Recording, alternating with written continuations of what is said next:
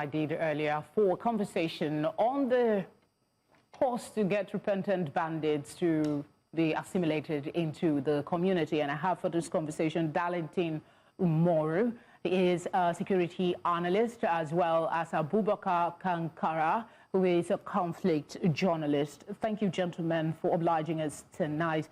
Darlington, I will come to you with the first question on this secret document and its release. What are your thoughts on, perhaps this thing happened on, it was dated January 2, and today we have this document in the public domain. Your thoughts around its release to the public and the response from the government, the defense that they're putting up? What they have said is that they are releasing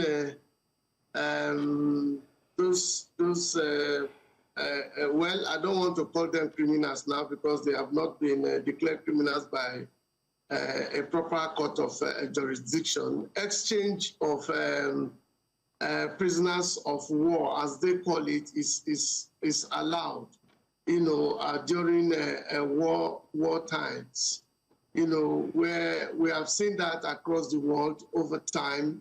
And when one side will say, release our men, and then we'll give you back your own men without paying ransom. It's actually a part of what is described as the non-kinetic approach, which is what is going on in Katsina now, and it's expected to also go spread across some other areas. But here is the worry. Here is the worry. On the one hand, the public is told by the federal government that there will be no negotiations with terrorists and bandits. And we've seen an increase in the spate of kidnapping, not just in up north. It's down here in the south as well. People are getting kidnapped for ransom. And then you hear that these bandits are being assimilated into the society. The Commissioner for Internal Affairs says that they've not broken any law, and it is part of an ongoing negotiation. Is this not in contradiction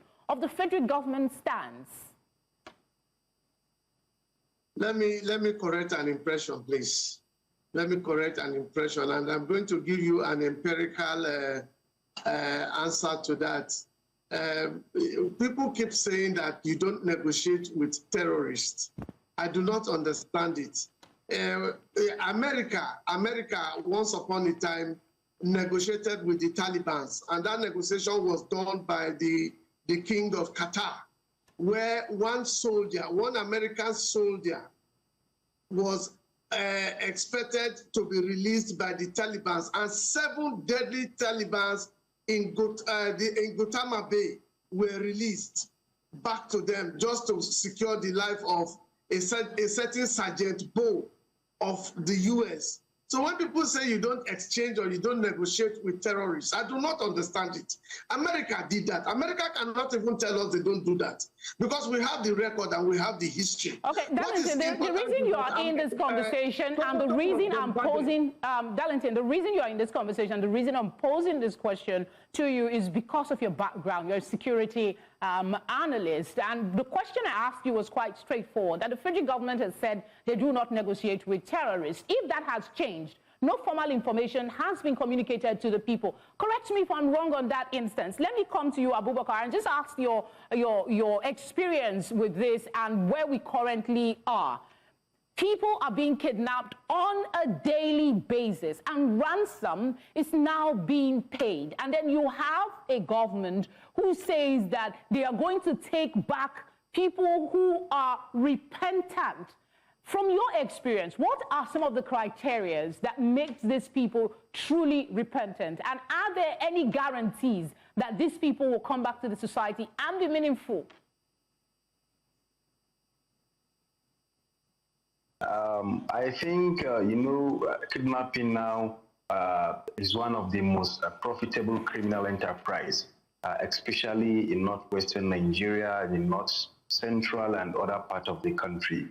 What I think is the government are trying to negotiate with these terrorists, but these terrorists understand that whenever they commit more atrocities, the government always call them to sit with them in dialogue and pay them in millions and then compensate them with their demand. So they make it a usual business to kill more people, to kidnap more, especially they target even minorities, they target women and children. So as the government will listen to them and free most of their lieutenants and their commandant, which most times you find out that is one of the things that is making the bandits or the terrorist group killing more people, because when you arrest their most experienced person, they become handicapped and they lack some strategies to attack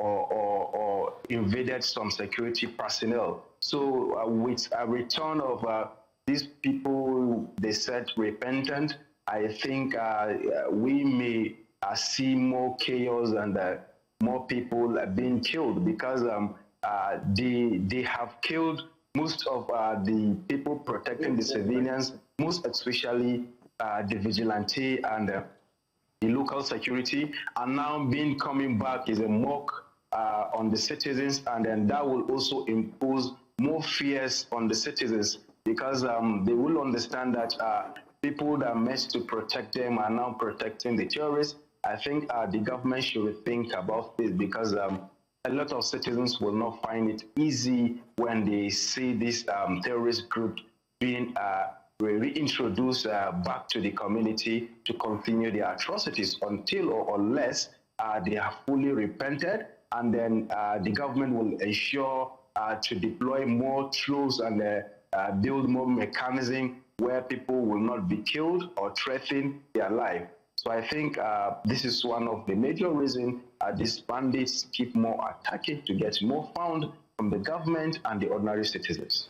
All right, Darlington, I'll come back to you. My question is in two folds. The first is your comments about even the U.S. negotiates, but the scenario we have here in Nigeria, where it is now ransom, kidnap for ransom. It is a business, whether I want to acknowledge it or not. One U.S. citizens, we know they will go anywhere, but do we have that culture here in Nigeria? That's on the one hand. Then on the other hand, based solely on your capacity as a security analyst, what are the implications of this continued negotiation in a climate that isn't showing any support from these so-called bandits who are saying they are negotiating, but on a daily basis we see people killed, communities destroyed, and people kidnapped? Well, even when the government will want to take such actions as revenge against the terrorists and the bandits, they will not come to television to tell you that. We have often had reports where, particularly you journalists, shy away from reporting situations when the army, the Nigerian military conquers. When the Nigerian military overruns the terrorists and the bandits, it is in most times not given the kind of publicity that you will give to it when a soldier or a military man is killed. You know, so it's not as if all of that does not happen, but it is whether the journalists are actually giving adequate priority to reporting all of that. Talking about culture, I don't know what you mean by culture, whether it's our culture. What we know that in military in war situations, you have the kinetic approach and the non-kinetic approach. And so there's nowhere in the world where wars were completely won only through the kinetic approach. At the end of the day, you see people coming down to the round table to judge. What are they judging over? Is to find solutions to how to bring in such situations, you know, to an end. You shift a little, I shift a little. Now, I just told you that if the number of persons in captivity in the hands of these bandits and terrorists that are being released now are far more than the number of persons that they are demanding that the Katsina people are releasing to them now. I don't know if you agree with that, but I think those facts are available for you to check. All right, Darlington, I wish we had more time. Honestly, I wish we had more time, because I would scrutinize your comments about the media. You're literally saying we are accomplice in promoting the blood and not the rescue by the military. But maybe that's a conversation for another day. Abubakar, thank you. Darlington, thank you. We appreciate your time.